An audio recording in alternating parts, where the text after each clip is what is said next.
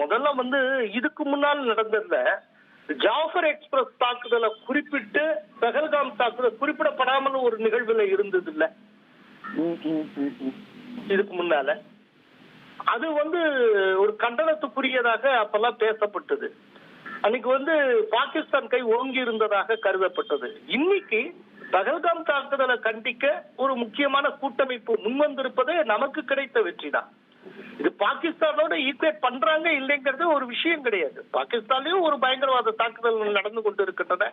அங்க டெரரிசமே இல்லைன்னு சொல்லிட முடியாது. அங்கேயும் ஒரு கைண்ட் ஆஃப் டெரரிசம் போயிட்டு இருக்கு.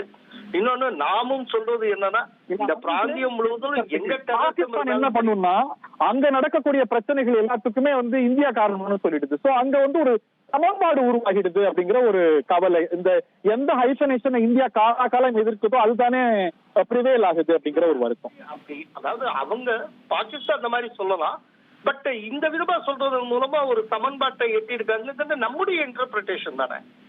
இதுக்கு முன்னால ஜாஃபர் எக்ஸ்பிரஸ் பயங்கர அந்த தாக்குதலை, அந்த ட்ரெயின் மீதான தாக்குதலை கண்டிச்சுட்டு, ஆனா பகல்காம் தாக்குதல் பற்றி எதுவுமே பேசாமல் நடந்த நிகழ்வும் உண்டே. இன்னைக்கு அதோட கம்பேர் பண்றப்போ இன்னைக்கு இந்தியாவோட இன்ஃபுளுயன்ஸ் அதிகமா இருக்குன்னு தானே இதை பார்க்கணும். நம்ம அந்த ஆப்டிக் காட்டுது, இந்த தீர்மானம் தான் வெளிப்படுத்துது அப்படிங்கிறீங்க. இது ஒரு காட்சி பிழையா இல்லாட்டி ஒரு பேட்டர்ன் செட் ஆகுது, இந்தியா சீனாவும் மீண்டும் ஒரு ரெப்ரோச் மாதிரி போறாங்க அப்படின்னு பாக்குறதா, இல்ல சீனா இந்த மாதிரி ஒரு தோற்றம் கொடுத்து அடுத்து வேற செயல்களை நிறைய முறை செஞ்சிருக்கு. சோ இதை இன்னும் ஒரு காஷியஸ் ஆப்டிமிசமோட தான் பார்க்கணும்னு பாக்குறதா? இல்ல, ஒரே ஒரு விஷயங்க, அமெரிக்காவையே நம்ம முழுமையா நம்ப முடியாது அப்படிங்கிற சூழ்நிலை வந்ததுக்கு அப்புறம் சீனாவை எப்படி முழுமையா நம்ப முடியும்? அது சரி. எல்லாமே இந்த சந்தர்ப்பத்துக்கான கூட்டணி தான்.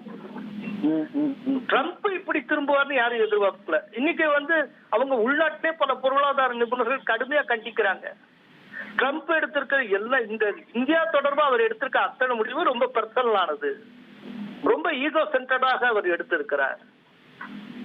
இந்த ஜூன் 17 அவர் கனடாவுக்கு மோடி போயிருந்த போது அவர்கிட்ட தொடர்பு கொண்டார். அப்ப பாகிஸ்தான் நோபல் பரிசுக்கு என்னை பரிந்துரைக்க போகிறது, நீங்களும் பரிந்துரைக்க வேண்டும் அப்படிங்கறது சூச்சகமாக அவர் சொன்னார். ஆனால் மோடி மறுத்து விட்டார். ஒரு பர்சனல் ஈக்குவேஷன்ல ஏற்பட்டிருக்கூடிய பிரச்சனையினால ஒரு நாட்டின் மீது தொடர்ந்து வரி வைத்துக் கொண்டிருக்கிறார். இது அமெரிக்காவுக்கு பிரச்சனை. ஏன்னா இனி அமெரிக்கா சந்தையை இந்தியா இழக்கும்னா பிரிக்ஸ் கூட்டமைப்புல தன்னுடைய சந்தையை தேட ஆரம்பிக்கும்.